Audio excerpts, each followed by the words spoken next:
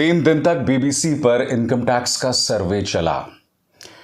Income tax ये भी कह रहा है कि उन्होंने इनकम टैक्स के कई नियमों की अनदेखी की।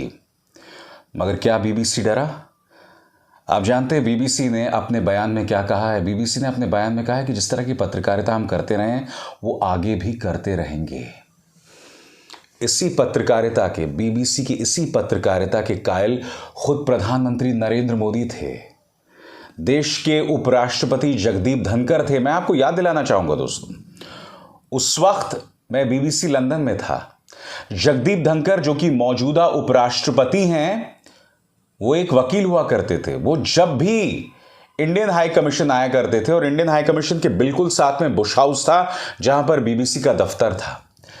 जगदीप धनखड़ हमेशा कहते थे कि यार किसी ना किसी बहाने बीबीसी मेरा इंटरव्यू कर ले।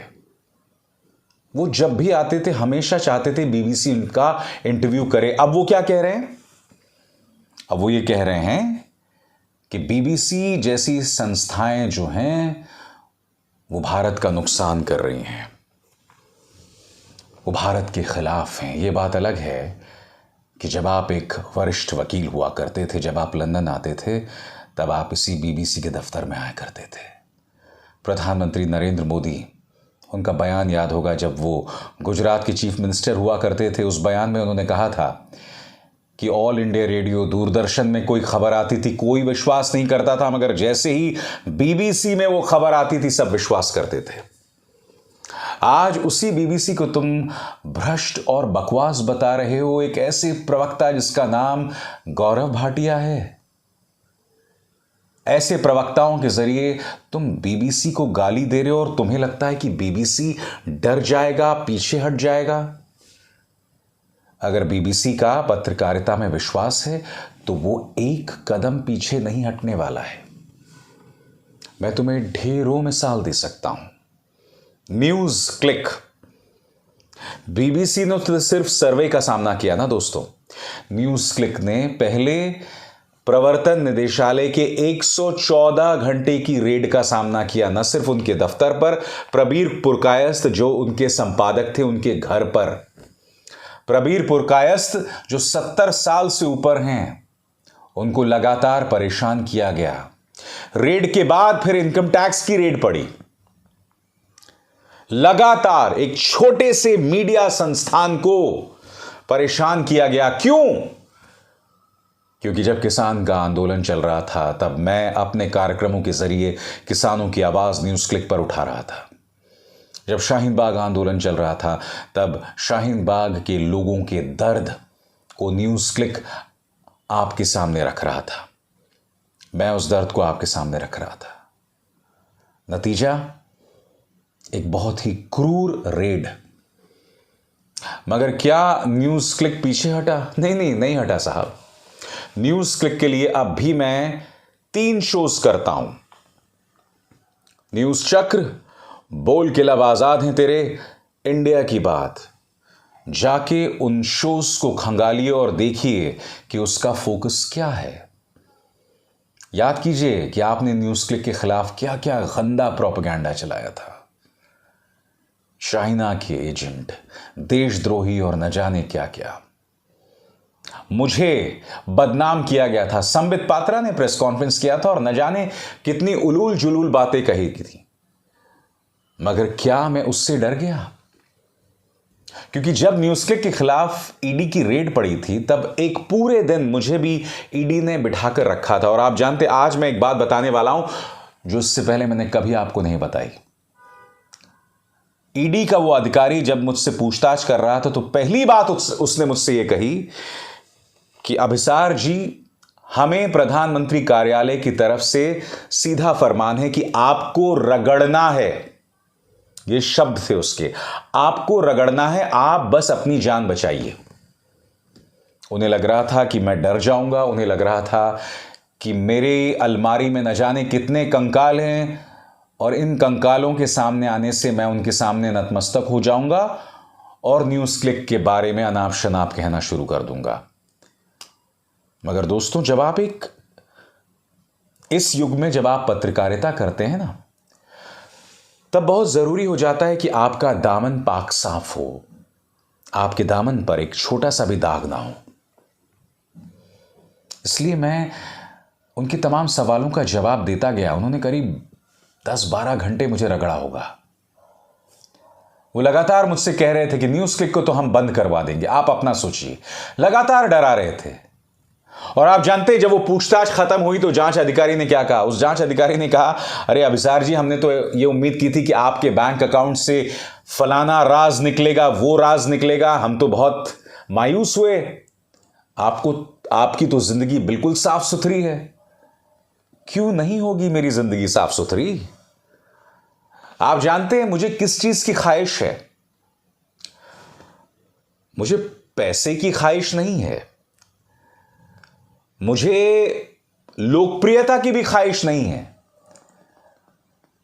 मेरी उम्मीद, मेरी ख्वाहिश सिर्फ अपने परिवार की मोहब्बत है। अब तुम उस चीज को खत्म थोड़ा ना कर सकते हो। हां, मैं जानता हूं तुम उसे भी खत्म कर सकते हो। अगर क्रूरता की हद तक लोग आ गए तो लोग उसे भी खत्म कर सकते हैं। मगर मेरी ताकत मेरा परिवार है, मेरी ताकत मेरी पत्नी है।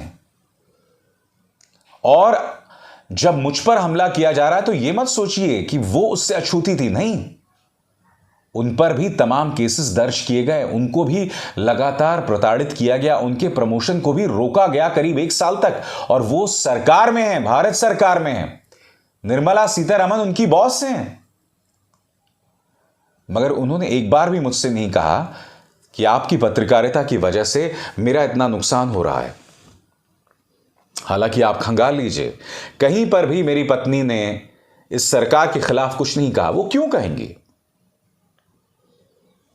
वो जो कहना चाहती हैं उनका अपना एक निजी विचार है। वो सार्वजनिक तौर पर उसको जाहिर नहीं करती हैं। वो अपनी बात कहती हैं, मेरी उनसे बात होती है, बस वो अपना काम करती हैं और करती रहती हैं। आप जानते हैं 2016 से वो हमारे साथ नहीं है, उन्हें बाहर ट्रांसफर कर दिया गया है। 2016 से मैं अपने बच्चों की परवरिश कर रहा हूं खुद।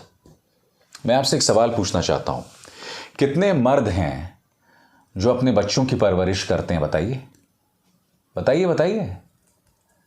जब मैं एबीपी न्यूज में भी था तब भी मेरी पत्नी को इन्होंने देहरादून भेज दिया था, जबकि उनकी मेरठ में ट्रांसफर हो गया था, फिर भी उन्हें देहरादून भेज दिया। अब भी वो एक ऐसी जगह है जहां से आने में उन्हें कम से कम 8-9 घंटे लगते हैं। लिहाजा वो सप्ताह के अंत में आती हैं। अब आप कहेंगे बहुत छोटी चीज है। नहीं साहब, जब आप पर इनकम टैक्स के झूठे केस किए जाएंगे, जब प्रवर्तन निदेशालय आपको पूरे दिन बिठाकर आपको परेशान करेगा, जब आपकी पत्नी को बच्चों से दूर कर दिया जाएगा, तो ये चुनौती आसान नहीं होती। मगर उसका हम सामना कर रहे हैं। कैसे कर रहे हैं? क्योंकि मुझे अपने बच्चों से मोहब्बत है, मुझे अपने परिवार से मोहब्बत है।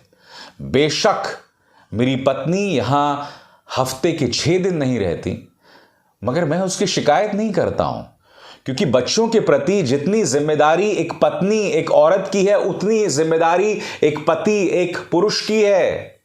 हमारे समाज में यह मान लिया जाता है कि साहब जो पति है वो बच्चों की देखरेख नहीं करेगा, सिर्फ औरत करेगी। यह गलत है। जिस दिन से मैंने अपने बच्चों को अपनी गोद में रखा था ना, तब से मुझे उनसे मोहब्बत हो गई थी। और तभी से मैंने कभी भी यह नहीं सोचा था कि इनकी परवरिश और इन्हें बड़ा करने में सिर्फ और सिर्फ मेरी पत्नी का योगदान होगा। नहीं, जितनी जिम्मेदारी उनकी थी उतनी ही जिम्मेदारी के साथ मैंने उनकी परवरिश की थी। इस बात का गर्व है मुझे। मगर यह लड़ाई आसान नहीं होती है।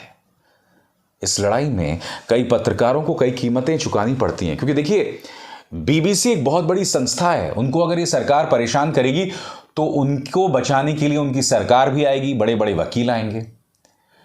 न्यूज़ क्लिक, जिसके लिए मैं कंटेंट करता हूं, वो एक छोटी संस्था है। ये सरकार अगर उसे परेशान करती रहेगी तो उसे भी लड़ते रहना पड़ेगा, और वो लड़ रही है। न्यूज़ क्लिक क्यों लड़ रही है मैं आपको बताता हूं। क्योंकि वो अभी भी अभिसार शर्मा जैसे पत्रकारों को जो है जगह दे रही है अपने मंच पर, ताकि वो अपनी बात रख सकें। अगर न्यूज क्लिक को समझौता करना होता तो प्रबीर पुरकायस्थ मेरे सामने आ सकते थे, कह सकते थे अभिसार हमें ये सरकार बहुत परेशान कर रही है, माफ कीजिएगा मगर अगर आप कार्यक्रम करना बंद कर दें। उन्होंने ऐसा नहीं किया।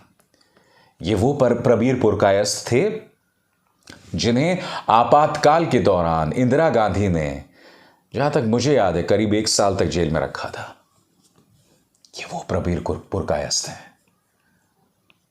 वो डरे नहीं, वो अब भी अपनी बात कर रहे हैं, वो अभी भी अपनी बात रख रहे हैं। मैं कभी कभी समझ नहीं पाता हूं क्यों। कभी कभी मुझे खुद लगता है दोस्तों कि मैं ही न्यूज क्लिक के लिए कार्यक्रम करना बंद कर दूं, मगर वो लड़ रहे हैं, वो कर रहे हैं, क्यों? क्योंकि वो जनता की आवाज बनना चाहते हैं। वो जानते हैं इसकी बहुत बड़ी कीमत है, इसकी बहुत बड़ी कीमत है, और ये कीमत कई पत्रकार चुका रहे हैं दोस्तों। मैं आपको बता दूं, मैंने अभी सुना था भाजपा के उस गालीबाज प्रवक्ता को, उसने कहा कि भाई अगर बीबीसी पे रेड पड़ गई या इनकम टैक्स का सर्वे हो गया तो चिंता क्या है, प्रक्रिया होने दो, डरने की क्या बात है। इससे वाहियात बात कुछ नहीं हो सकती दोस्तों। प्रक्रिया ही सजा है। मैं आपको कई बार बता चुका हूं, इनकम टैक्स विभाग ने मेरे खिलाफ 14 करोड़ की टैक्स चोरी का केस किया था, मगर वो लड़ाई में लड़ा, मेरी पत्नी भी लड़ी, हम दोनों वो मुकदमा जीते। बहुत कड़ी प्रतिक्रिया दी थी अदालत ने अपने आदेश में इनकम टैक्स विभाग के खिलाफ। हम जीत तो गए, मगर उससे पहले जो 4-5 साल थे वो हमारे लिए किसी यातना से कम नहीं थे, किसी टॉर्चर से कम नहीं थे। हर महीने, हर 2 महीने हमें इनकम टैक्स विभाग बुलाकर हमसे ये कह रहा है कि ये दस्तावेज दो, वो दस्तावेज दो। ये लड़ाई आसान नहीं होती दोस्तों। खासकर जिन लोगों ने आपके खिलाफ वो लड़ाई छेड़ रखी थी, उन्हें सरकार का पूरा संरक्षण हासिल था, मगर हमने वो लड़ाई लड़ी, हम जीते। हां, कल को दोबारा ये सरकार चाहे तो वो कृपा मुझ पर कर सकती है। अब वो लड़ाई लड़ने को लेकर मैं पहले से ज्यादा तैयार हूं, मैं वो लड़ाई लड़ूंगा। मगर ये लोकतंत्र तो नहीं हुआ ना दोस्तों। एक पत्रकार को काम करने के लिए ये माकूल माहौल तो नहीं हुआ। आप उसके लिए गतिरोध पैदा कर रहे हैं, उसके रास्ते में रोड़े पैदा कर रहे हैं ताकि वो सत्ता से सवाल ना कर सके। और यही दुर्भाग्य है इस देश का कि कोई सत्ता से सवाल करे, आप उसके लिए इतनी मुश्किलें पैदा करते हैं कि वो ये सोचने लगे कि साहब मैं पत्रकारिता ही छोड़ दूं। और कई बार ऐसा हुआ है जब मैंने सोचा है कि मैं पत्रकारिता छोड़ दूं, क्योंकि मैं खुद को, अपने परिवार को कितना परेशान करूं, मगर मैं वो सवाल कर रहा हूं और लगातार करूंगा। मैं पीछे क्यों हटूंगा बताइए। जैसे मैंने कई बार कहा है, अगर आपको इनकम टैक्स विभाग को भेजना है तो भेजिए, अगर आपको फिर से प्रवर्तन निदेशालय को भेजना है भेजिए, आप सीबीआई को भी भेज दीजिए, आपको जो मर्जी करना आप करिए। मैं बैठा हूं यहां पर, देखिए ना, मैं अपने घर से कार्यक्रम कर रहा हूं, मेरे पीछे कोई स्पॉन्सर्स भी नहीं है। मैं आपको चुनौती देता हूं, आप तो मेरे तमाम बैंक अकाउंट्स खंगाल चुके हैं ना। आप में से कई लोग गाली देते हैं, इस सरकार का प्रचार तंत्र गाली देता है कि फलाना पॉलिटिकल पार्टी तुम्हें पैसे देती है, ये वो। अरे चुनौती देता हूं, एक पैसा अगर इधर का उधर आया हो तो साबित कर दो, क्योंकि अगर वो साबित हो जाएगा उसी वक्त आप मुझे सूली पर चढ़ा देंगे, मगर आप साबित नहीं कर सकते। इसलिए आप परेशान करना चाहते हैं, इसलिए आप गंदा प्रचार चलाते हैं। मगर उस गंदे प्रचार के बावजूद मैं चुप नहीं होने वाला हूं। आपने जिन लोगों को जेल में बंद किया, उनमें से क्या कोई भी व्यक्ति जेल से छूटने के बाद या जेल में रहते हुए यह कह रहा है या माफी मांग रहा है सरकार से? क्योंकि जिन लोगों पर तुम निशाना साध रहे हो, उनमें से कोई तुमसे नहीं डर रहा। मेरे इस शब्द को, इन शब्दों को याद रखो। आज तुमने इस देश की जनता को धतूरा चटाकर इनके जहन में एक डर पैदा कर दिया है, और उस धतूरा को चाटकर वो तुमसे सवाल नहीं पूछ रहे, मगर हकीकत यह है कि इतिहास तुम्हें एक लोकतांत्रिक चेहरे के तौर पर थोड़ा याद रखेगी। इतिहास जब इन तमाम चीजों को देखेगा तो महज तुम्हें एक अत्याचारी व्यवस्था के तौर पर देखेगा और उसके अलावा कुछ नहीं। इसलिए मेरी इन बातों को याद रखना। तुम्हें सवालों से डर लगता है, इसलिए तुम लोगों को परेशान करते हो। मगर अगर तुम्हें ऐसा लग रहा है कि जिन लोगों को तुम परेशान करते हो, झूठे केसेस दायर करते हो, वो तुमसे डर जाएंगे, तो तुम गलत फहमी में हो। वो तुमसे किसी भी कीमत पर नहीं डरने वाले। अभिसार शर्मा को दीजिए इजाजत। नमस्कार।